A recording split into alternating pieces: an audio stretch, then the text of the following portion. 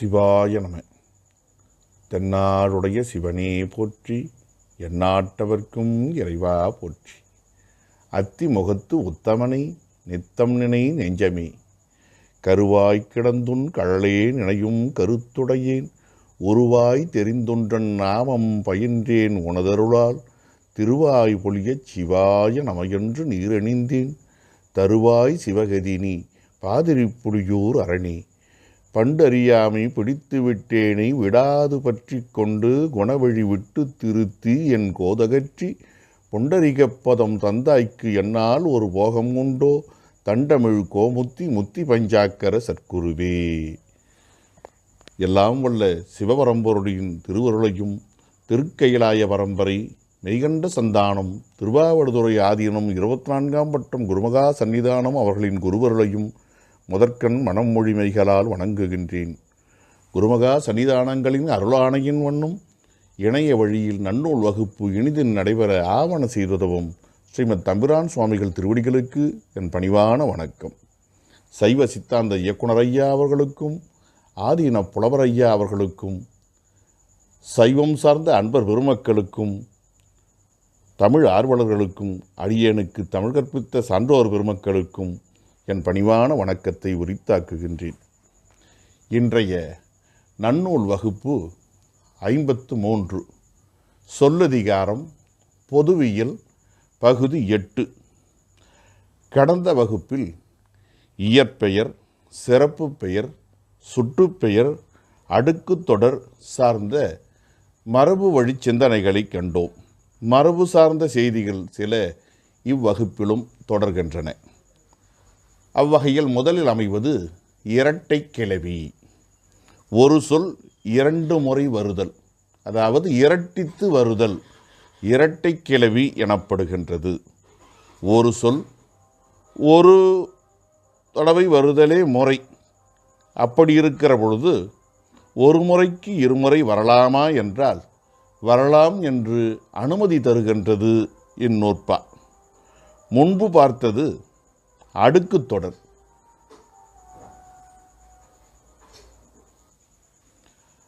அடுக்கு தொடரில் ஒரு சொல் 2 முறையோ 3 முறையோ 4 முறையோ அடுக்கி வரலாம் என்று பார்த்தோம்.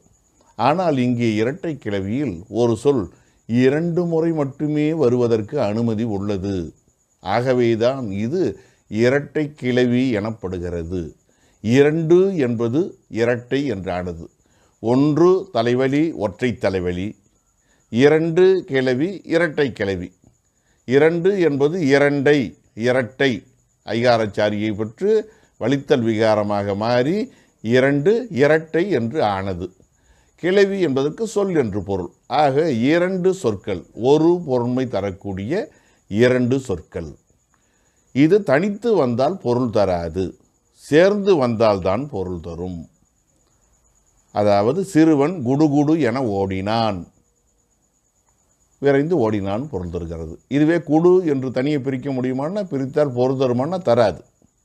அகப்பட்ட திருடன் திரு என விழித்தான், செல்வி கலகல எனச் சிரித்தாள்,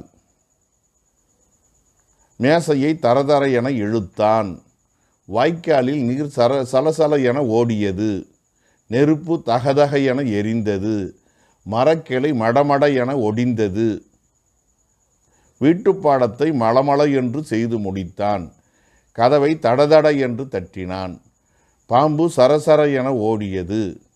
இப்படி வரக்கூடியன 2ஆக இருக்கின்றன. இவை பிரிக்க இயலாதன. இதைத்தான் இந்த நூற்பா சுட்டுகின்றது. இரட்டை கிளவி இரட்டின் பிரிந்து இசையா. இரட்டை கிளவி இரட்டை சொற்களானவை. கிளவி என்றாலும் கிளவிகள் நம்ம இங்கே வச்சுக்குவோம். ஏன்னா இசையா என்கிற அந்த பன்மை வடிவம் வினைமுற்றில் வர்றதுனால எழுவாயிலையும் கிளவிகள்னு வச்சுக்கணும். ஏன்னா இது பால்பக அகிரிணை பெயர் ஆகியனால அங்கே பயனிலையில் பன்மை வந்தால் எழுவாயிலும் நாம் பன்மை வடிவம் கொள்ள வேண்டும். இரட்டை கிளவி இரட்டை சொற்கள். இரட்டின் இன் இற்றுன்னு மாறுது. இரண்டிலிருந்து, இரட்டிப்பிலிருந்து, இரட்டிக்கும் நிலையிலிருந்து பிரிந்து இசையா, பிரிந்து தனித்து பொருள் தர மாட்டா. இவை சலசல கலகல என சேர்ந்து ஒலிப்பதன்றி பிரித்து ஒலிக்கப்படா. இவை எந்த பொருளில் வரும்னு கேட்டால் இசை, பண்பு, குறிப்பு ஆகியன சார்ந்த பொருள்களில் அடிச்சொற்களாக இரட்டித்து நிற்கும் என்று உரையாசிரியர்கள் கூறுகிறார்கள். இசை என்று எடுத்துக்கொண்டால் சலசல, தடதட, மடமட இதெல்லாம் இசை சார்ந்து அமைகிறது. பண்பு என்று எடுத்துக்கொண்டால் குழு குழு என தென்றல் வீசியது, கமகம என்று மணக்கின்றது, இதெல்லாம் பண்பு.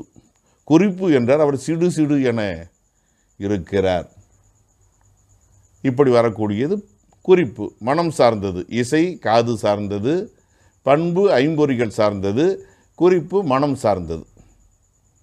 ஒரு திரைப்பட பாடல் கூட உண்டு, சலசல சலசல இரட்டை கிளவி, தக தக தக தக இரட்டை கிளவி, உண்டல்லோ தமிழில் உண்டல்லோ, பிரித்து வைத்தால் நியாயம் இல்லை, பிரித்து பார்த்தால் பொருளும் இல்லை, இரண்டல்லோ இரண்டும் ஒன்றல்லோ என்று பாடக்கூடிய செய்தி இக்கருத்தை பிரதிபலிப்பதை காண்கிறோம். அடுக்கு தொடருக்கும் இரட்டை கிளவிக்குமான வேறுபாடு யாது எனின், அடுக்கு தொடர் பிரித்தால் பொருள் தரும்.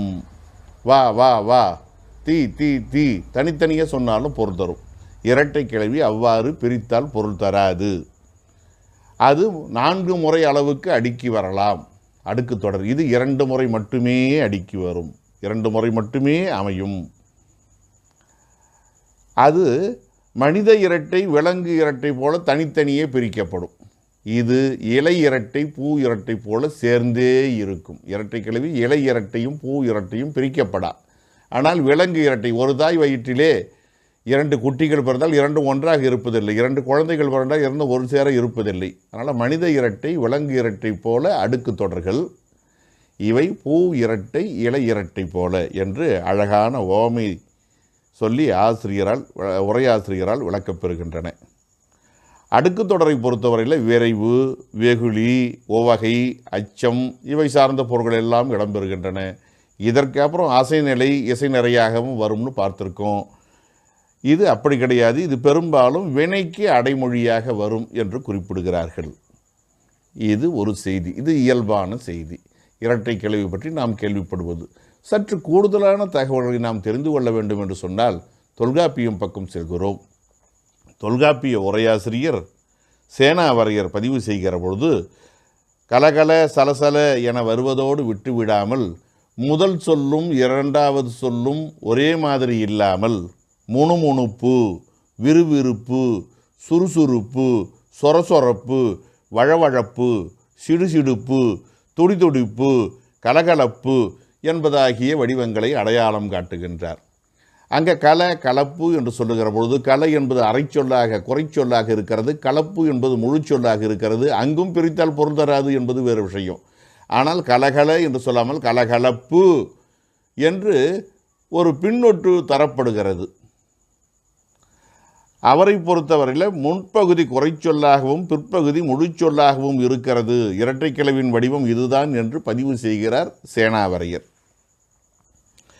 வரி வரியாக எழுதினான், படிப்படியாக முன்னேறினான் என்று நாம் என்றைக்கும் பேசக்கூடிய ஒரு நிலையை பார்க்கிறோம்.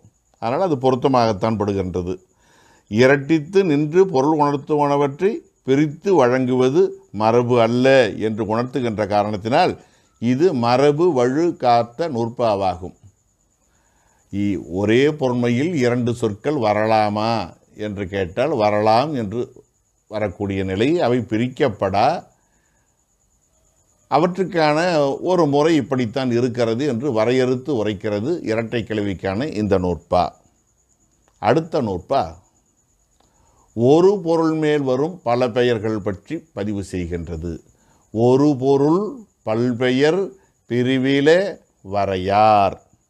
ஒரு பொருள் கருதி வரக்கூடிய, ஒரு குறிப்பிட்ட நபரை, ஒரு குறிப்பிட்ட பொருளை கருதி வரக்கூடிய பல பெயர், ஒன்றுக்கு மேற்பட்ட பெயர்கள், ஏதோ காரணம் பற்றி பல பெயர்கள் வரலாம். அவை பிரிவிலே, அவை ஒரு சேர அமையும் பட்சத்தில், பிரிந்தில்லாமல் ஒரு சேர அமையும் பட்சத்தில் வரையார், நீக்க மாட்டார்கள். யார்? சான்றோர், புலவர், அறிஞர் என்று எழுவாய் கொள்ள வேண்டும். ஒரு பொருள் கருதி வரக்கூடிய பல பெயர்கள் பிரிவில்லாமல் ஒரு பொருளை உணர்த்துமாயின் அவை நீக்கப்பட மாட்டா என்று இவற்றுக்கு கொண்டு கூட்டி பொருள் கொள்வோம். சான்று ஆசிரியன் பேரோர்கிழான் இளங்கண்ணன் சாத்தன் வந்தான். ஆசிரியன் என்பது தொழில் சார்ந்ததாக அமைகிறது. பேரோர்கிழான் என்பது ஊர் சார்ந்ததாக அமைகிறது. இளங்கண்ணன் என்பது அவன் தோற்றம், அதாவது உடல் உறுப்பு சார்ந்ததாக அமைகின்றது. சாத்தன் என்பது அவனுக்கு வைக்கப்பட்ட இடுகுறியாக, அதாவது இயற்பெயராக அமைகின்றது. அவன் வந்தான். ஆக சாத்தன் தான் வந்தான். அந்த சாத்தனுக்கு முன்னதாக 3 பெயர்கள் வருகின்றன.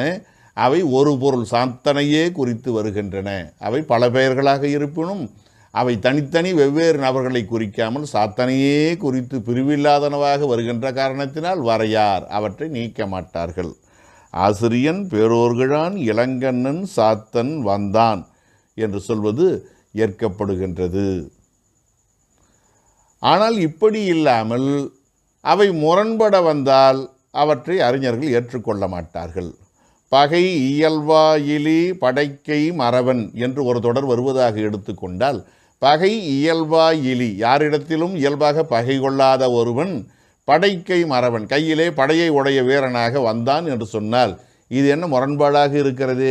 அவனுக்குத்தான் யாரும் பகையே இல்லையே, அவன் எதற்கு கையிலே படைக்கலத்தை கொண்டிருக்கிறான் என்று ஒரு குழப்பம் நேரிடுகிறது. எழுத்துணர்வில்லோன் இலக்கண அறிஞன் என்று சொன்னால் அங்கேயும் முரண்பாடு வருகிறது. எழுத்து உணர்வு இல்லாதவன் எப்படி இலக்கணம் நிறைந்தவனாக இலக்கண அறிஞனாக இருக்க முடியும் என்று அங்கே முரண்பாடு வருகிறது. அப்படிப்பட்ட சொற்கள் அடுத்தடுத்து நிற்பதில்லை. ஒரே தகுதிப்பாடுடைய சொற்கள் நிற்க வேண்டும் மொழி அவற்றுக்குள்ளே பொருள் குழப்பம், பொருள் மாறுபாடு வரும்படியான அடைமொழிகள் வருமாயின் அவை ஏற்றுக்கொள்ளப்படா, அவற்றை அறிஞர்கள் ஏற்க மாட்டார்கள் என்பதாகிய பதிவு இங்கே எடுத்துரைக்கப்படுகின்றது. பாண்டியன் பல்யாகசாலை முதுகுடுமி பெருவழுதி வந்தான் என வருவதையும் இதிலே நாம் சேர்த்து கொள்ளலாம். அதாவது கேட்போருக்கு சொல்லுவோன் ஒரு பொருள் குறித்துத்தான் சொல்லுகிறான் என்பது புரியுமானால் இவற்றை நீக்க வேண்டியது இல்லை. சீவக சாமி என்பான் வானேற நீண்ட புகழான் சரிதம் என்று வருமானால் முதல்ல சொன்னது சீவகசாமி, இரண்டாவது சொன்னது புகழான் என்று சொன்னாலும் அந்த புகழான் என்பது அவன் என்று சுட்டுப்பெயராக சீவகனை குறித்து நிற்கிறதை ஒழிய இன்னொரு நபரை குறிக்கவில்லை என்று படிப்பவருக்கு புரியும் பட்சத்தில் அது ஏற்கப்பெறும் என்று உரையாசிரியர்கள் பதிவு செய்கின்றார்கள். அடுத்த நூற்பா ஒரு பொருட் பன்மொழி. இது மரபு வழுவமைதி. ஒரு பொருட் பன்மொழி சிறப்பினின் வழா. ஒரு பொருட் பன்மொழி ஒரு பொருளை குறித்து வரும் பல சொற்கள். அது ஒரு நபரை குறித்து வரும் பல பெயர்கள்னு அதை புரிஞ்சுக்கிறோம். பெயர்னு வந்தது, இங்கே பன்மொழின்னு வருது பாருங்க. மொழின்னா சொல்லு. ஒரு பொருண்மையில் வரக்கூடிய பல சொற்கள் சிறப்பினின் வழா. அவ்வாறு வருவதற்கு ஒரு காரணமும் இல்லாவிட்டாலும் சிறந்து நிற்றலால் அவை வழு என்று நீக்கப்படா, வழு அமைதியாக ஏற்கப்பெறும் என்று இந்த நூற்பா பதிவு செய்கின்றது. சிறந்து நிற்றல் என்று சொன்னால் செவிக்கு சொல்லின்பம் தோன்ற நிற்றல் என்று உரையாசிரியர்கள் குறிப்பிடுகின்றார்கள். சிறந்து நிற்றல், செவிக்கு சொல்லின்பம் தோன்ற நிற்றல். எப்படி? மீமிசை ஞாயிறு, ஞாயிறு சூரியன், மிசை மேலே, மீ என்றாலும் மேலே தான். மீ மிசை ஞாயிறுனா மேலே மேலே ஞாயிறு. இப்போ மேலே ஞாயிறுனாலே போதுமே, அது என்ன மேலே மேலே இருந்தாலும் அதற்கு தனிச்சது ஓசை நலம் கருதி ஏற்கப்படும். மீமிசை புனிற்றிளம் கன்று, நாகிலம் கமுகு, புனிருன்னாலும் இளமையினாலும் ஒன்று தான். நாகிலம் கமுகு, நாகுன்னாலும் இளமையினாலும் ஒன்று தான். உயர்ந்தோங்கு பெருவரை, உயர்தலும் ஓங்குதலும் ஒன்றுதானே. குழிந்து ஆழ்ந்த கண், குழிதலும் ஆழ்தலும் ஒன்றுதானே. வெங்கொடும் போர், வெம்மையும் கொடுமையும் ஒன்றுதானே. கழிவேர் இரக்கம், கழி என்றாலும் பெருமை என்றாலும் மிகுதியைத்தானே தருகிறது. ஆக இவை இரண்டாக வரணும் ஒரு பொருளையே தருகின்ற காரணத்தினாலே இவை ஏற்கப்படுகின்றன. இவை இரு பொருள் தருவதில்லை. சிலர் என்ன சொல்வார்கள், மீமிசை ஞாயிறு என்றால் மிக உயரம் என்பதை குறிப்பதற்காக மீமிசை என்று போடப்பட்டது. குழிந்து ஆழ்ந்த கண்ணா மிக ஆழமான கண் என்று அப்படி சொல்லுவார்கள். அப்படி சொல்வது நியாயமில்லை என்பது சங்கர நமச்சிவாயருடைய கருத்து. மீ மிசை இரண்டும் ஒரு பொருளைத்தானே தருகின்றன. மீ என்பது மிகவும் என்கிற பொருளை எங்கே தருகிறது என்பதாக அவர் வினவுவார். இங்கே சிறப்பு என்பதற்கு இடமில்லை, அப்படி சொல்லுவது முறையில்லை என்று அவர் சுட்டுவார். உரையாசிரியர் மயிலைநாதர் இன்னும் கூடுதலான தகவல்களை தருகிற பொழுது, கரை மிடறு அணியலும் அணிந்தன்று, உண்ணலும் உண்ணேன், வாழலும் வாழேன் என வரக்கூடிய சொற்றொடர்களையெல்லாம் இந்த ஒருபொருட் பன்மொழிக்கு ஏற்புடைய சான்றாக சுட்டுவார். உண்ணலும் உண்ணேன், வாழலும் வாழேன். அப்போ உண்ணேன் தான் அர்த்தம். உண்ணலும் உண்ணேன்னாலும் வாழலும் வாழேனும் ஒரே சொல்லுதான். ஆனால் இரண்டு நடையில் வரக்கூடிய ஒரு நிலையை அடையாளப்படுத்துகின்றார். அதே நேரத்தில் மயிலநாதர் சொல்லுகிற பொழுது, பூ மலர் பூம்போது களிற்று ஒருத்தல் கேழல் பன்றி என வருவனையெல்லாம் பார்ப்பதற்கு ஒரு பொருட்பன்மொழி போல தென்பட்டாலும் அவை ஒரு பொருட்பன்மொழி ஆகா என தெளிவுறுத்துகின்றார். பூ மலர், உடனே நாம் என்ன சொல்லுவோம், மீமிசை என்பதைப் போல பூ மலர் இரண்டும் ஒன்றுதானேன்னு சொல்லுவோம். அவர் சொல்கிறார், அப்படி இல்லை. பூ மலர் என்றால் முதல்ல இருக்கக்கூடிய பூ என்பது பொலிவை குறித்தது, பொலிவான மலர்னு அர்த்தம். பூம்போது என்றாலும் பொலிவான மலர் அரும்பு என்பதாகத்தான் பொருள் கொள்ள வேண்டும். அந்த இடத்துல போதுங்கிறது மலர் என்றாலும் பூம்போதுனாலும் அங்கேயும் பொலிவைத்தான் அர்த்தம் பண்ணணும். களிற்று ஒருத்தல் என்று சொல்லுகிற பொழுது அந்த களிறு என்பது எருமை முதலியவற்றிலிருந்து நீக்கி நிற்கிறது என்று சொல்லுவார். கேழல் என்று சொல்லுகிற போது கேழல் பன்றி என்பதில் இது எய்ப்பன்றி முதலாண்டிலிருந்து நீக்கி நிற்கிறது என்று சொல்லுவார். இப்படி அவற்றையெல்லாம் அவர் ஒருபொருட் பொன்மொழியாக கருதலாகாது என்பார். இதிலிருந்து என்ன தெரிகிறது என்றால், பெயர் சொல் வடிவங்களை நாம் ஒருபொருட் பன்மொழியாக கருதுவது இல்லை. அடைமொழியாக வருகிற பட்சத்தில் அவை ஒருபொருட் பன்மொழியாக விளங்குகின்றன என்று ஒரு முடிவுக்கு வரலாம். இல்லைன்னா இரு பெயர் சொற்களாக அவை வருவதில்லை, அவ்வளோதான். இரண்டு பெயர் சொற்களாக அவை வருவதில்லை. பெரும்பாலும் பெயரடையாகவோ வினையடையாகவோத்தான் அமைகின்றன. மீமிசை ஞாயிறு பெயரடையாக அமையக்கூடிய ஒரு நிலையை பார்க்கிறோம். இது இல்லாமல் இன்னும் சில சொற்கள் இருக்கிறது. தாம்பு கயிறு, வடக்கயிறு, தாலிக்கயிறு, அரைஞான் கயிறு, இதில் இருக்கக்கூடிய சொற்களை பார்த்திங்கன்னா, தாம்பு என்றாலும் கயிறுன்னு தான் அர்த்தம், வடம் என்றாலும் கயிறுன்னு தான் அர்த்தம், தாலி என்றாலும் கயிறுன்னு தான் அர்த்தம், ஞான் என்றாலும் கயிறுன்னு தான் அர்த்தம். ஆனால் நாம் அதனுடைய அளவுக்கு ஏற்ற மாதிரி பெயர் வைக்கிறோம். அரைஞான் கயிறுங்கிறது வேறு, தாலி கயிறுங்கிறது வேறு, வடக்கயிறுங்கிறது வேறு, தாம்பு கயிறுங்கிறது வேறு. அவருடைய அளவும் வேறு, அவை இருக்கிற இருப்பிடமும் வேறு, அவற்றின் பயன்பாடும் வேறு. ஆனால் சொல் என்னமோ ஒன்று தான்.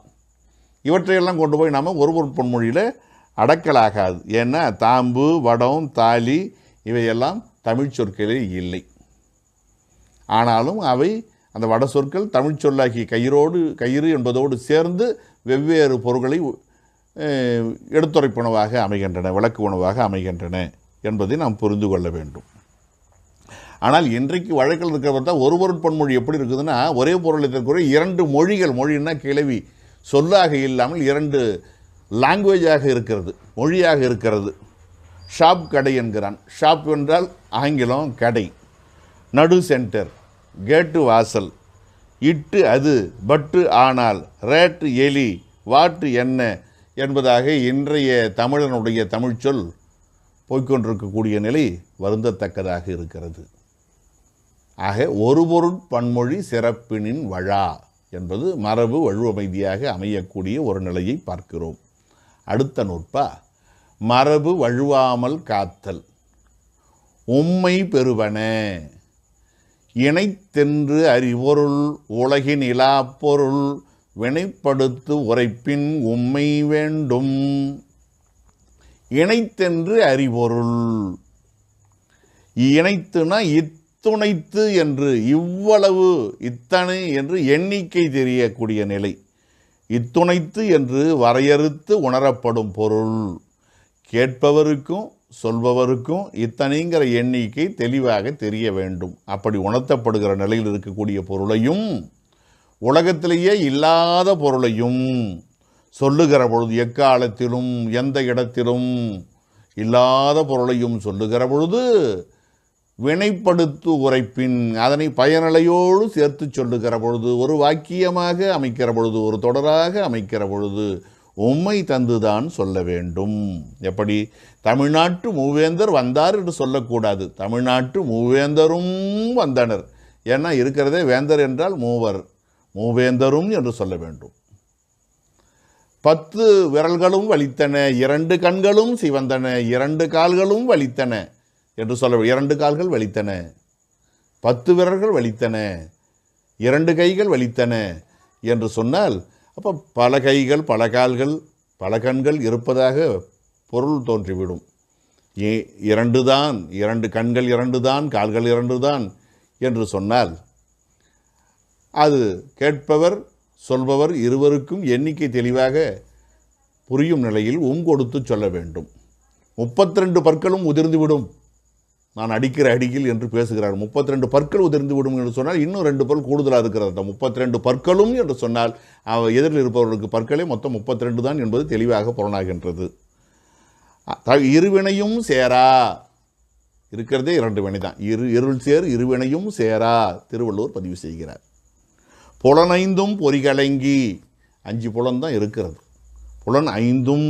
அப்போ இங்கெல்லாம் பாருங்கள், கொடுத்து சொல்லப்படக்கூடிய நிலையை புரிந்து கொள்ள வேண்டும். அது இணைத்தென்று அறிபொருள். சுவை, ஒளி, ஊறு, ஓசை, நாற்றம் ஆகிய 5ம், புலன் 5ம் என்பது தெளிவாக புலனாகின்றது. இப்படி சொல்லக்கூடிய ஒரு நிலை உண்டு. இது அதாவது முதலுக்கு மட்டும் இருப்பதாக சுட்டுகின்றார் நன்னூலார். தொல்காப்பியர் முதலுக்கும் இது பொருந்தும், சினைக்கும் இது பொருந்தும் என்று சொல்லுவார். மூவிருமுகனும் முறை நவின்று ஒழுகலின் பன்னிரு கையும் பார்ப்பட இயற்றி என்று சினைக்கும் அது பொருந்தும். முதலுக்கு மட்டும் அல்லாமல் சினைக்கும் அது பொருந்தும். இணைத்தென அறிந்த சினை முதற் கிளவிக்கு வினைப்படு தொகுதியின் உம்மை வேண்டும் என்று அவர் சொல்லுவார். இணைத்தென்று அறிந்த சினை முதல் கிளவிக்கு, சினை கிளவிக்கும் முதல் கிளவிக்கும் என்று அவர் சொல்லுவார். இவர் சினை முதல் என்று பிரிக்காமல் பொதுவாக இணைத்தென்று அறிபொருள் என்று பதிவு செய்து விட்டார். இருந்தாலும் நாம் முதல் சினை ஆகிய 2ஐயும் தெரிந்து கொள்வது நலம். இவரை பொறுத்தவரை இணைத்தென்று அறிபொருளும் உலகின் இலா பொருளும் என்று இந்த இடத்துல நாம் உம்மை விரித்து கொள்ள வேண்டும். இங்கே உம்மை தொக்கு நிற்கிறது, உம்மை விரித்து கொள்வோம். வினைப்படுத்து உரைப்பின் உம்மை வேண்டும். இங்கே உம்மை தேவைப்படுகிறது. அப்போ இணைத்தென்று அறிபொருள் என்ன உம்மை இருக்கிறது கேட்டால் முற்றுமை இருக்கிறது. உலகின் இலா பொருள் என்று சொன்னால் உலகத்திலேயே இல்லாத பொருள். என்ன பொருள்? முயற்கொம்பு, ஆகாய தாமரை, ஒளி முன் இருள், இதெல்லாம் உலகத்தில் எங்கே இருக்குது? எங்கேயுமே இல்லை. அப்போ இவற்றையெல்லாம் சொல்லும்போது எப்படி சொல்லணும்? கொடுத்து தான் சொல்ல வேண்டும். முயற்கொம்பு, ஆகாயப்பூ எங்கும் இல்லை, என்றும் இல்லை, ஒளி முன் இருள் எங்கும் இல்லை என்று இடம் காலம் ஆகியவற்றோடு சேர்த்து சொல்லுகிற பொழுது இப்படி சொல்லுகிறோம். இணைத்தென்று அறிபொருள் என்று இவர் பதிவு செய்து விட்டாலும் உரையாசிரியர் என்ன செய்கிறாங்க? பொருள் என்று சொன்னால் இதை பெயராக வைத்து கொண்டு பொருட்பெயர், இடப்பெயர், காலப்பெயர், சினைப்பெயர், குணப்பெயர், தொழில்பெயர் ஆகிய அனைத்திற்குமாக பொருத்தி சான்று காட்டுகின்றார்கள். சான்றாக பொருள் என்று எடுத்துக்கொண்டால் தமிழ்நாட்டு மூவேந்தரும் வந்தனர் பொருட்பெயர். வேதம் 4ம் உணர்ந்தவர், வேதம் 4ம் பொருட்பெயராயிடுது. இடம் உலகம் 3ம் ஒருங்கு உடன், அப்போ உலகம் 3ம், திசை ஒரு 4ம், அங்கே வருது. காலம் 3ம் கண்டோன், சிறு பொழுது 6ம் சிறந்தது இம்மருதம், சிறு பொழுது 6ம், அப்போ மொத்தம் இருக்கிறது 6ம்னு தெரியுது. சிறு பொழுது 6ன்னு தெரியுது. கண் 2ம் சிவந்தன, தோள் 2ம் பூரித்தன, சினைப்பெயருக்கு சான்று. சுவையாரும் உடைத்து அடிசில், வண்ணம் 5ம் உடைத்து இக்கிள்ளை, பண்பு பெயர் அல்லது குணப்பெயர். தொழில் 3ம் உடைய முதல்வன், படித்தல் காத்தல் அழித்தல். கதி 5ம் உடைத்து இக்குதிரை, குதிரைக்கு 5 கதி உண்டு என்று சொல்வார்கள். ஆக இப்படி பொருள், இடம், காலம், சினை, குணம், தொழில் ஆகியவற்றோடு சேர்த்து சொல்லக்கூடிய ஒரு மரபும் இருக்கக்கூடிய நிலையை பார்க்கிறோம். சில இடங்களில் 4 வேதம் 6 அங்கம் ஆனாய் நீயே, இங்கே ஏன் வரலன்னு கேட்கக்கூடாது. அப்படி வரலன்னா அது செய்யுள்ள தொகுத்தல் விகாரத்தால் தொக்கனை என்று பொருள் கொள்ள வேண்டும். உலகம் காக்கும் முதல்வா என்று சொன்னால் உலகங்களையும் என்று வந்திருக்க வேண்டுமே. ஏன் வரலன்னா இங்கே வரவில்லை என்றால் அதற்கு காரணம் செய்யுள் விகாரத்தால் தொக்கன, தொகுத்தல் விகாரம் என்று பொருள் கொள்ள வேண்டும். வினைப்படுத்து உரைத்தல் என்று சொன்னால் வினைச்சொல்லோடு வருதல்னு மட்டும் அர்த்தம் கிடையாது. அது ஒரு முடிக்கும் சொல்லாக அமைத்தல். வினை என்பது இங்கே முடிக்கும் சொல்லுன்னு அர்த்தம். அப்படி பார்த்தோம்னா கண் இரண்டும் குருடு, ஆனால் உண்மையிலேயே அங்கே முடிக்கும் சொல் தொக்கு நிற்கிறது. கண் இரண்டும் குருடாக உள்ளன அப்படின்னு அர்த்தம். இவங்க என்னதான் எழுதணும், கண் இரண்டும் குருடு, அந்த இடத்துல வருது. அதாவது வினைச்சொல்லோடு பயனிலை வினைச்சொல்லோடு வினைமுற்றோடு வந்தால்தான் வர வேண்டுமா, அது இல்லாமலும் வரலாமான்னா வரலாம். அங்கே வினைப்படுத்து உரைத்தல் என்பது அங்கே வினைச்சொல்லை குறிப்பதாக இல்லை, முடிக்கும் சொல்லை குறிப்பதாக இருக்கிறது என்று உரையாசிரியர்கள் பொறுத்திருக்கிறார்கள். கண் இரண்டும் குருடு, எருது இரண்டும் கிழம், வீடு இரண்டும் பாழ் என்றெல்லாம் அவர்கள் சுட்டுகின்றார்கள். அங்கே பெயர் சொல்லே முடிக்கும் சொல்லாக இருக்கிறது என்று அமைத்து காட்டுகிறார்கள். இருந்தாலும் ஊடாக அவற்றிலே வினைச்சொல்லும் மறைந்து நிற்கிறது என்பதை நாம் புரிந்து கொள்ள வேண்டும். இன்னும் இதிலே 2வது பகுதிக்கு இன்னொரு விதமாக பொருள் சொல்லக்கூடிய மரபும் இருக்கிறது.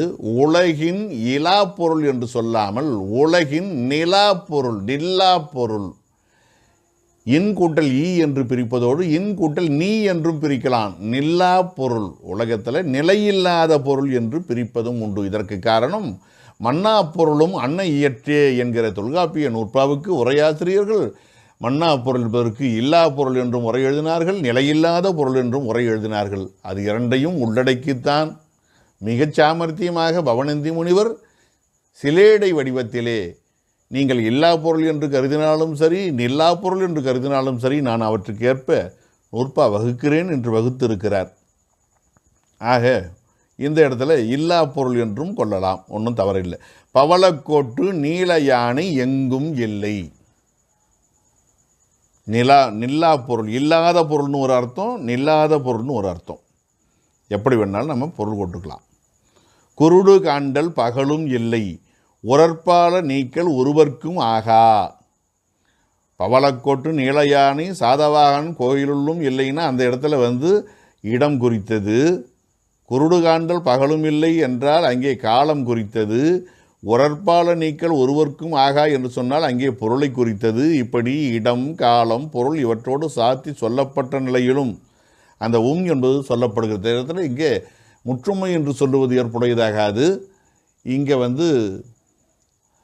சிறப்பு உண்மையாக கருதலாம். அங்கேயும் இல்லை என்று சொல்லுகிற பொழுது அது சிறப்பு உண்மை என்பதான நிலையிலே அமையக்கூடிய தன்மையை பார்க்கிறோம். இதனால் இது மரபு ஒழுக்காத்தல் என்கிற நிலைக்கு பொருந்துகின்றது. இங்கேயும் கூட நாம் என்னதான் நில்லாத பொருள் இல்லாத பொருள் என்று பிரித்தாலும் நாம் சொல்லக்கூடிய உதாரணம் அனைத்தும் இல்லாத பொருளாகத்தான் இருக்கிறது. உண்மையில் நில்லாத பொருள் என்றால் அதுக்கு சரியான சான்று நிலைபேறு இல்லாத பொருள். இதற்கு பாவாளர் பாலசுந்தரனார் விளக்கம் தருகிற பொழுது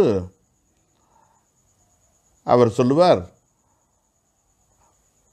புவி மன்னர் வாழ்வும் நிலையாது, புவி மன்னர் இளமையும் நிலையாது, பெருவணிகர் செல்வமும் நிலையாது, மருத்துவர் யாக்கையும் நில்லாது என்று சொல்லுகிற பொழுது அவை நில்லா பொருள் என்று எடுத்துரைப்பார்.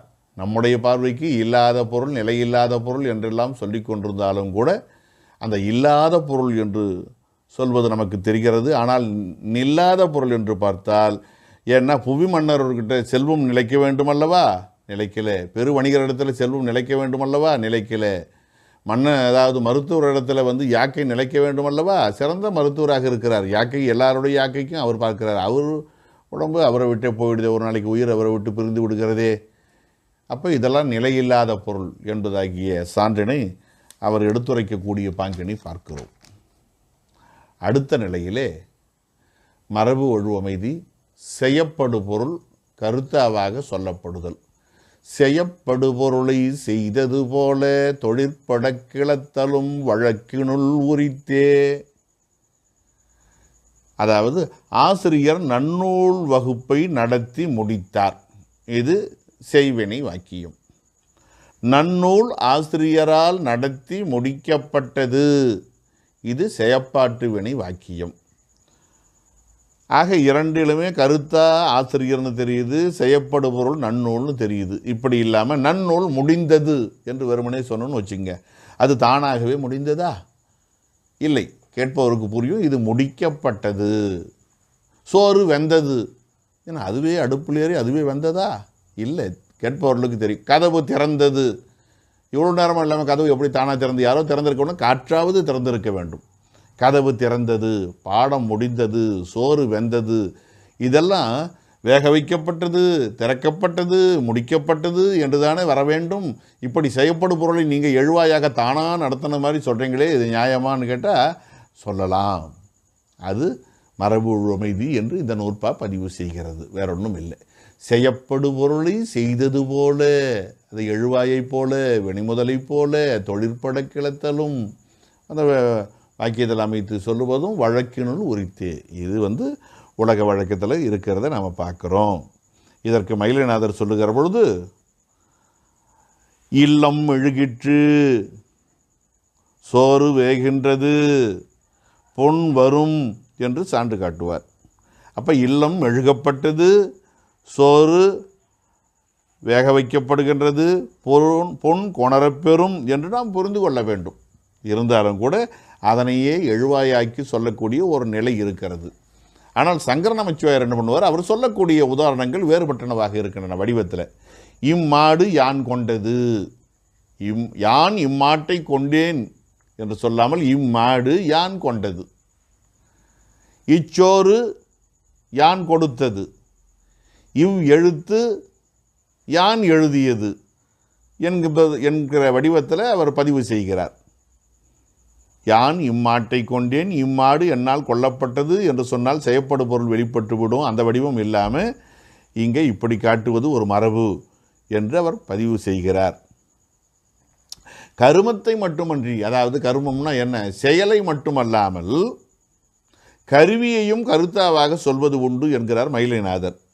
சுரிகை குத்தும், சுரிகையால் குத்தினான் என்பது ஒரு செய்தி. சுரிகை குத்தும், சுரிகைனா கத்தி, உடைவால் அல்லது கத்தி. எழுத்தாணி எழுதானின்றது, எழுத்தாணி எழுதியது, எழுதுகின்றது என்று சொன்னால் அது எப்படி தானாக எழுதும்? எழுத்தாணியால் எழுதினான். அப்போ கருவியாக சொல்வது எழுத்தாணி எழுதியதுன்னு சொல்கிறீங்களே, இது எப்படி நியாயம்? சொல்லலாமா? சொல்லலாம். வால் எரியும், வால் குத்திற்று, தானாக எப்படி குத்தும்? முள் குத்திற்றுங்கிறான் பாருங்க. நாம் காலில் முள்ளை ஏற்றிக்கிட்டு முள் குத்திற்றுன்னு சொல்கிறோம் பாருங்கள், அது ஒரு நிலை. அப்படி அப்புறம் சங்கர நமச்சிவாயர் பார்த்தார், இல்லை கருமம் மட்டுமல்லாமல் கருவியும் வருகிறதுன்னு நீங்கள் சொல்கிறீங்க. கருவி மட்டும் கிடையாதுங்க, நிலம், செயல், காலம் ஆகியனவும் எழுவாய் போல சொல்லப்படுகின்றன, வினைமுதல் போல சொல்லப்படுகின்றன என்று அவர் பதிவு செய்கிறார். அவர் நடையில் சொல்லும் பொழுது, கருவிக்கு சொல்லும்போது இவ் எழுத்தாணி யான் எழுதியதுன்னு பார்த்தோம். நிலத்துக்கு சொல்லுகிற பொழுது இவ்வீடு யான் இருந்தது. செயலை சொல்லுகிற பொழுது இத்தொழில் யான் செய்தது. காலம் சொல்லுகிற பொழுது இந்நாள் யான் பிறந்தது என்பதாகிய பதிவினை காட்டுகின்றார். ஆக இவர் கருவி, நிலம், செயல், காலம் ஆகியனவும் செய்யப்படும் பொருளைப் போல எழுவாயாக சொல்லப்படக்கூடிய நிலை இருக்கின்றது என்கிறார். இவரை பொறுத்தவரையில் என்னென்னா, மயிலநாதர் சொல்கிறதுல இவருக்கு கொஞ்சம் உடன்பாடு இல்லை. இல்லம் மெழுகிட்டுன்னு அப்படி ஒரு வழக்கம் சொல்கிறது இல்லைங்க. நடந்த தேரினை போல ஒருவன் எழுதியது தான் எழுத்தாணி ஆகினாலே எழுத்தாணி எழுதியது என்று சொல்லுவது பொருந்தாது என்று இவர் கருதுகின்றார். ஆக இரண்டு பேருடைய கருத்தில் முரண் இல்லை, சொல்லக்கூடிய நடையிலே முரண் இருக்கிறது. மயிலைநாதரை கூழங்கை தம்பிரான் மட்டும் பின்பற்றுகின்றார். ஏனைய உரையாசிரியர் அனைவரும் நம்முடைய சங்கர நமச்சிவாயர் உரையை பின்பற்றக்கூடிய ஒரு நிலையை காண்கின்றோம். இறைனார் கலவிகளில் பார்த்தா கருத்தனை 4 விதமாக சொல்லுகிறது. அது கருத்தன்னா வேற யாரும் கிடையாது, எழுவாய் தான், வினை முதல் தான் கருத்தன். 4 விதமாக சொல்லுகிறது. கருத்தா கருத்தன், ஏது கருத்தன், கருவிக்கருத்தன் கருமக்கருத்தன்னு நாளாக சொல்கிறார். கருத்தா கருத்தன்னா தச்சன் எடுத்த மாடம். இந்த மாடத்தை எடுத்தவன் யார்? இதுக்கு யார் கருத்தா? தச்சன். தச்சன் தான் செய்தான் அப்படிங்கிறது அவருடைய கருத்து. ஏது கருத்தன், எவன் ஏவினானோ அவனை கருத்தாவாக ஆக்குதல். அரசர் தொட்ட குளம், இந்த அரசராலே தோண்டப்பட்ட குளம் என்று சொல்கிறோம் இல்லையா? அரசர் தொட்ட குளம் என்று சொன்னால் அங்கே செய்தவரை விட்டு விட்டு யார் ஏவினாரோ அவரை கொண்டு சொல்லப்படுகிறது. ஆகையினால இது ஏது கருத்தன்னு பேர். கருவி கருத்தன் என்றால் கருவியை கருத்தாக ஆக்குதல். வாள் எரியும், வாளால் எரிந்தான் பிறகு கருவியை முதலாக ஆக்குதல் வாள் எரியும். அதுதான் முன்னையே பார்த்தோம். இப்போ நாம் சொன்னமே இந்த செய்யப்படு பொருளை, இதுக்கு பெயர் தான் கரும கருத்தன். கருமமாகிய செய்யப்படு பொருளை கருத்தாவாக ஆக்குதல். தென்னை மெழுகிற்று, தென்னை மெழுகப்பட்டது, பாடம் முடிக்கப்பட்டது. ஆனால் தென்னை மெழுகிற்று பாடம் முடிந்தது என்று சொல்லுகிறோமே, அவையே அந்த செயலை செய்ததை போல சொல்லுகிறோம். ஆக இன்னும் வீரசோழியும் கருத்தாவே 5ஆக பேசும், விரிப்பின் பெருகும். நம்மை பொறுத்தவரையில் இதற்கு வடமொழி பெயர் என்னன்னு கேட்டால் கரும கருத்தா. அதை மட்டும் நம்ம தெரிஞ்சுக்கிட்டால் போதுமானது. ஆக செய்யப்படு பொருளை கருத்தாவாக சொல்லக்கூடிய மரபு உண்டு, இன்ன பிறவற்றையும் கருத்தாவாக சொல்லக்கூடிய மரபு இருக்கிறது என்பதை நாம் இதன் வழியாக தெரிந்து கொள்ள ஒரு வாய்ப்பாக அமைகின்றது. அடுத்த நூற்பா அடைமொழிகள். பொதுவாக ஒரு பொருளுக்கான அடைமொழி என்பது அதன் பண்பினை உணர்த்துவதாக அமையும். அதோடு மட்டுமல்லாமல் வேறு பொருளிலிருந்து வேறுபடுத்தவும் உதவும். அதுதான் முறை. ஒரு பொருளுக்கான பண்போடு சேர்த்து வேறு பொருளை வேறுபடுத்தவும் உதவுகின்றது. பெயர் வைக்கிறார்கள், ஒரு இனிஷியல்னு சொல்லுவாங்க, இது அப்பா பேர்னு சொல்கிறோம். அது மட்டும் கிடையாது, ஒரு 2-3 பேர் ஒரு வகுப்பில் மாணவர்கள் இருக்கிற பொழுது இவர் என்ன இனிஷியல், இவருக்கு இனிஷியல் வந்து தலையெழுத்து ஆ, அவருக்கு வந்து ஊ, அப்போ அது வேறு இது வேறு, ஒரே பெயரை உடையவர்களாக இருந்தாலும் அவருடைய தலையெழுத்தை பார்த்து இவர் வேறு அவர் வேறு என்று அடையாளப்படுத்த உதவுகின்ற நிலையைப் போல பண்பை உணர்த்துவதோடு இல்லாமல் இது இனத்தை, அதாவது நபரை அடையாளம் காணவும் உதவுவது அடைமொழி. இதுதான் முறை. உலகிலையும் அப்படி தான் இருக்குது. ஆக உலக வழக்கிலையும் செய்யுள் வழக்கிலையும் இது வந்து வேறுபடுத்தக்கூடிய நிலை உண்டு. சில நேரத்தில் வேறுபடுத்தாமலும் வரும் அப்படின்னு பதிவு செய்கிறாங்க. அடைமொழி பண்பை உணர்த்த வருவது, பெரும்பாலும் வேறுபடுத்த வரும். சிறுபான்மை வேறுபடுத்தாமல் இருப்பதும் உண்டு. எப்படின்னா, செந்தாமரைன்னு சொல்கிறோம். தாமரையினுடைய நிறம் சிவப்புன்னு தெரிஞ்சுக்கிறதுக்கு, சிவப்புன்றது தெரிஞ்சுக்கிறதுக்கு உதவுறது அந்த அடைமொழி. அதுக்கு மட்டுமா பயன்படுது? இது வெண்டாமரை கிடையாது என்று கூடுதலான தகவலையும் அல்லவா அது தருகின்றது. ஆக அந்த அடைமொழி இருக்கிறதே, அந்த செம்மை என்கிற அடைமொழி தாமரைக்கு அமைந்தது, அது இனம் சுட்டும் அடைமொழியாக இருக்கிறது. இனமுள்ள அடைமொழி என்று அது சொல்லப்படுகிறது. ஆனால் அதே நேரத்தில் செஞ்ஞாயிறு என்று சொன்னால், ஞாயிறு சூரியன், அதற்கு நிறம் செம்மை. அங்கே செஞ்ஞாயிறில் இருக்கக்கூடிய செம்மை இனம் சுட்டுகிறதா என்றால் இல்லை. கருஞாயிறு என்றோ என்ன பிற நிறங்களை உடைய ஞாயிறு என்றோ எவையும் இல்லை. உலகத்தில் ஒரே ஞாயிறு தான் இருக்கிற காரணத்தினால செஞ்ஞாயிறு என்பது இனம் சுட்டாத அடைமொழியாக இருக்கிறது. அப்போ இந்த அடைமொழிகள் இனம் சுட்டுவதும் உண்டு, இனம் சுட்டாமையும் உண்டு. பொதுவாக சுட்டுவது முறை, சுட்டாமையும் வழுவமைதி மாதிரி தான் நம்ம நினச்சிக்கணும். அது சம்பந்தமாக இது பேசுது. இது வந்து செய்யுள் வழக்கிலும் உண்டு, உலக வழக்கிலும் உண்டு என்று பதிவு செய்யப்படக்கூடிய ஒரு நிலையை பார்க்குறோம். பொருள் முதல் ஆறாம் அடை சேர்மொழியினும். பொருள் முதலாறு நமக்கு தெரியும். பொருள், இடம், காலம், சினை, குணம், தொழில் ஆகிய 6க்கும் அடைமொழியாக வரக்கூடிய சொற்கள் இப்படி வச்சுக்குவோம். பொருள் முதல் ஆறாம் அடை சேர்மொழி, அடையாக சேர்ந்து வரக்கூடிய அந்த சொற்கள் இனம் உள்ளவும் இனம் இல்லவும் ஆம். இனம் சுட்டுவதும் உண்டு, இனம் சுட்டாமையும் உண்டு. இரு வழக்கினும், உலக வழக்கு செய்யுள் வழக்கு ஆகிய 2னும் இவை அமையும் என்று சொல்லுகிறார். பொருள் முதல் ஆறாம் அடைசேர் மொழி இனம் உள்ளவும் இல்லவும் ஆம் இரு வழக்கினும் என்று நாம் இதனை புரிந்து கொள்ள வேண்டும். எப்படி? இப்போ ஒவ்வொன்றா பார்க்கலாம். இப்போ உலக வழக்கை பொறுத்தவரையில் இனம் உள்ள அடைமொழி எது எதுன்னு பார்ப்போம். பொருட்பெயரை பாருங்கள்.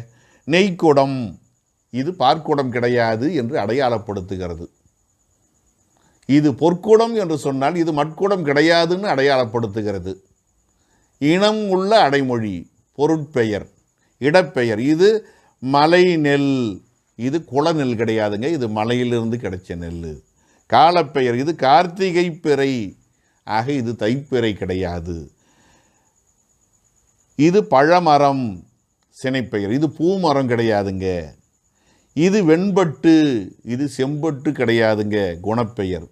இது ஊன்றுகோல், இது ஊதுகோல் கிடையாதுங்க, தொழில் பெயர். ஆக மற்றவற்றிலிருந்து நீக்குவதற்கு உதவக்கூடிய ஒரு நிலையை பார்க்குறோம். உலக வழக்கிலே இனமுள்ள அடைமொழிகளாக அமைகின்றன. அதே உலக வழக்கிலையும் சில நேரத்தில் இனமில்லாத அடைமொழியும் இருக்கின்றன. அதே மாதிரி வரிசையாக பார்ப்போம். பொருட்பெயர், உப்பளம், உப்பு அள்ளுகிற இடத்துக்கு பெயர் தானே அலம்னு பேர். வேறு எதற்கு சர்க்கரை அலம்னு எதனா பேர் வைப்பார்களா? கிடையாது. இருந்தாலும் கூட மரபு கருதி அப்படி சொல்லுகிறோம். உப்பளம், உப்பை நீக்கிவிட்டாலும் அலம் பொருள் தரும். இடம், தென்குமரி, இடப்பெயர். தென்குமரி இல்லாமல் நம்ம வேற ஏதாவது வடகுமரின்னு ஒன்று இருக்கா? இல்லையே. இப்போ தென்காசின்னா வடகாசி இருக்குதுன்னு சொல்லலாம், அப்படி ஒன்றும் இல்லையே. ஆனால் இப்படி பெயர் அமையக்கூடிய ஒரு நிலையை பார்க்கிறோம். மேல் மலையனூர் என்று சொன்னால் கீழ் மலையனூர்னு ஒரு ஊர் இருக்கிறது. நிறைய இடத்துல இந்த வடக்கு, கிழக்கு, மேற்கு, வடக்கு, தெற்கு என்கிற நிலையில் பெயர்கள் எல்லாம் அமையக்கூடிய ஒரு நிலையை பார்க்குறோம். அதில் ஒரு நியாயம் இருக்குது அந்த அடைமொழியில். ஆனால் இதில் எதுவுமே இல்லையே. தென்குமரின்னா என்ன? அதே தான். காலம், நாலு அரும்பு, காலையில் பூத்த அரும்பு. அப்புறம் நாலு அரும்பு தான் அதனுடைய பெயர். அரும்புனாலே காலையில் பூக்கிறது தானே. சினை, இலை மரம், அப்புறம் இலை இல்லாத மரம் ஏது? குணம், வெண்திங்கள், திங்கள்னாலே வெண்மை நிறம் தானே இருக்கும், வேறு என்ன நிறம் இருக்கும்? தொழில், தோய் தயிர், தோய்ந்தால் தானப்பா தயிர், தோயவில்லைன்னா அதுக்கு தயிர்னு யார் சொல்லுவா? அது இன்னும் பால் நிலையில் தானே இருக்கிறது. ஆகையினாலே இவையெல்லாமும் ஏற்றுக்கொள்ளப்படுகின்றன. உலக வழக்கில் இருக்கக்கூடிய நிலை உண்டு. ஆனால் தொல்காப்பியர் கேட்டால் என்ன சொல்லுவார்? இனச்சுற்றில்லா பண்புகொள் பெயர் கொடை வழக்காரல்ல செய்யுளாரே. உலக வழக்கை பொறுத்த வரையில் இது இனம் சுட்டத்தான் வரும். செய்யுள் வழக்கில் வேணாலும் இனம் சுட்டாமல் வர்றதும் உண்டு. அவங்க எதுகை மோனைக்காக எழுதுவாங்க. அதனால் செய்யுள் வழக்குக்கு அனுமதி கொடுத்துடலாம். அப்படி தான் இதற்கு முன்னே இருக்கக்கூடிய செய்யுள்களில் இருக்குதுன்னு சொல்லி தொல்காப்பியர் பதிவு செய்கிறார். உரையாசிரியர்கள் என்ன செய்தாங்க? இல்லை இல்லை, இது உலக வழக்கிலையும் இப்படி இனமில்லாத அடைமொழிகள் இருக்கிறது என்று குறிப்பிட்டார்கள். நன்னூலார் பார்த்தார், நமக்கு ஏன் வம்பு, ரெண்டையும் சேர்த்துக்குவோம்.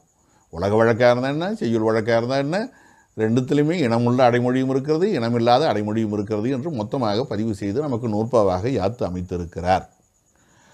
இப்போ இந்த அடையை பற்றி கொண்டோடு தெரிஞ்சுக்குவோம். கொஞ்சம் கருத்து